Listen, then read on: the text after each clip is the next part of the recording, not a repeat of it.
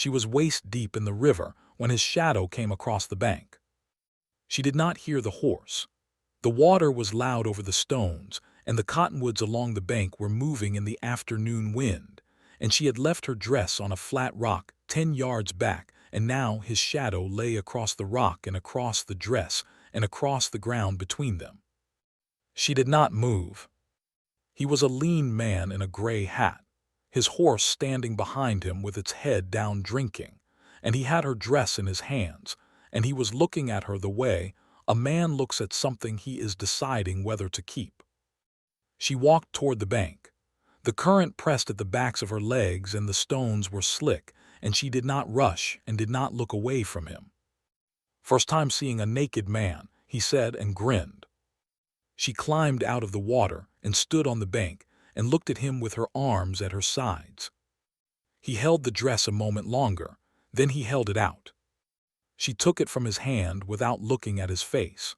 She turned her back and pulled it over her head, and when she turned again he was still watching. His name was Cord Dillard, and he had the eyes of a man who had found his pleasures mostly in the misfortune of others, and had come to think of this as a talent. She could see what he was by the set of his jaw and by the looseness in him that was not ease but appetite. She had seen that looseness before, and she understood what it meant and what came after it. He told her to get on his horse. She looked at the horse. She looked at the country beyond him, the high red mesas going orange in the dropping light, the desert floor running away in every direction without cover. She got on the horse. He rode behind her, and the horse moved north along the river, and the sun went down, and the cold came up out of the ground, and the stars appeared one at a time over the eastern rim of the world. She rode, and she did not speak, and neither did he, and the only sound was the creak of the saddle, and the patient knock of the horse's hooves on the hardpan, and the wind in the dry grass along the bank. She had nothing. She had her dress and her boots and whatever she could see and remember. She began to look. He tied her wrists before dawn. The rope was rawhide, and he looped it twice and knotted it and ran the end through the iron ring on the saddle horn, and she sat on the horse in the gray dark and felt the knot with her fingers while he broke camp and scattered the fire and loaded his bedroll. He was not cruel about the tying. He was practical. This was worse in its own way. They rode north, and the sun came up behind the mountains to the east and threw long shadows out across the desert floor, and the sage went from black to silver to green. A pair of ravens followed them for a mile above the rimrock and then turned back. The horse was a roan gelding, steady and thick-necked, and it moved without complaint. She worked the knot. The rawhide was wet from the crossing they made at first light, and wet rawhide has some give, and she worked her left thumb against the loop and found the tail of the knot and began to worry it. The saddle horn scraped her wrists, and by mid-morning she could feel blood on her fingers, but she did not stop. He did not look back often. When he did, she held her hands still. They nooned in the shade of a sandstone overhang, and he got down and tied her ankle to a scrub oak by the root, and he ate from his saddlebag, and he did not offer her anything. He ate dried beef and hardtack, and he chewed slowly and looked out at the desert, and when he was done, he tipped his hat over his face and slept. She put her hand in the pocket of her dress. There was a small fold of dried berries there, wolfberries, that she had gathered 2 days before. She ate them one at a time and watched him sleep and thought about the rope around her ankle and how long the root of the oak had to be and whether it would hold a pull.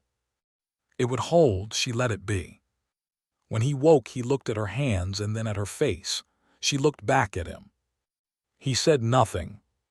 They rode until dark and camped without fire, and she lay on the ground with her wrists tied to his wrist, and listened to him sleep, and felt the cold come down from the sky like something with weight. She thought about what she had. She thought about what she had seen. In the morning, when he loosened the rope to let her walk to the wash, she felt the knot, and it was almost gone. She found the knife on the 3rd day. He left her at the horse while he went to look at the terrain from a low rise, and she put her hand in the near saddlebag and felt leather and then the bone handle, and she drew it out and looked at it. It was a skinning knife, 6 inches, with a good edge. She could see that he kept it sharp. She looked at the rise. He was standing at the top with his back to her. She looked at the knife. She walked to where he had spread his bedroll the night before, and she lay down and pulled up the hem of her boot, and she tucked the knife along the inside of her ankle and stood and walked back to the horse and put her hand back in the saddlebag. He came down from the rise and looked at the saddlebag and then at her. She looked at the desert. He went through the saddlebag. He checked the other one. He checked his belt. He stood for a moment with his hands on his hips and looked around the camp, and his jaw was tight. He looked at her. She looked back at him.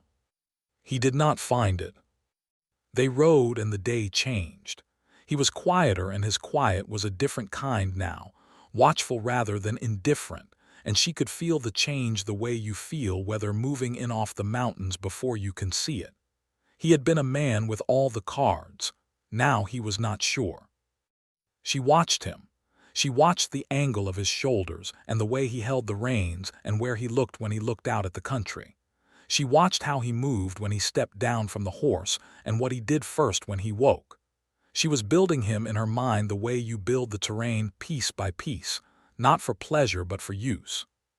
She was not afraid of him anymore. She was something else.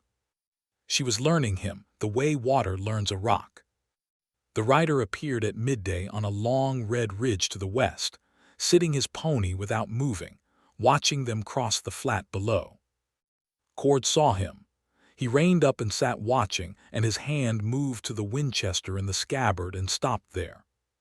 The rider on the ridge did not move. Cord pulled the rifle. Nasha stepped her horse sideways between Cord and the ridge, the roan moving heavy and reluctant, and she was between the rifle and the rider on the ridge, and she held up her hand. Cord said, "Get out of the way." She kept her hand up. She called to the rider in her own language. The rider came down off the ridge at a walk. He was a young man, short and dark with a red cloth in his hair, and he rode without a saddle, and he stopped 20 yards out and looked at her, and then at Cord, and then at her again.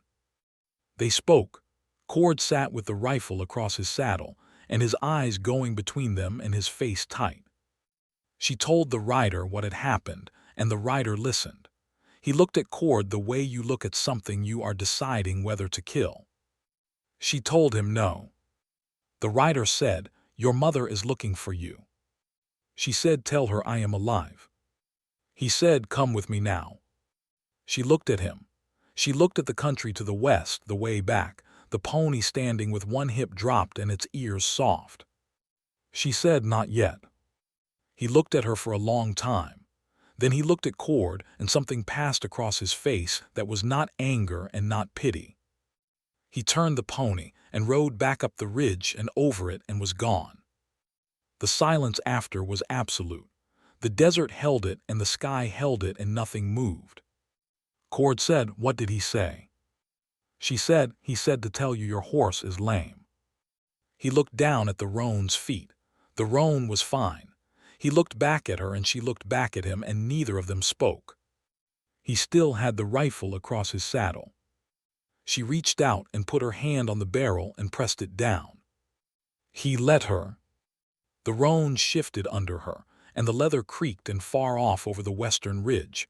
There was nothing to see and nothing to hear, and the afternoon light came down on the desert floor and lit the sage and the dry grass and the red rock going purple in the distance, and none of it cared what happened next. She had chosen to stay, and she had her reasons, and they were her own. She turned the roan north and rode, and after a moment he followed.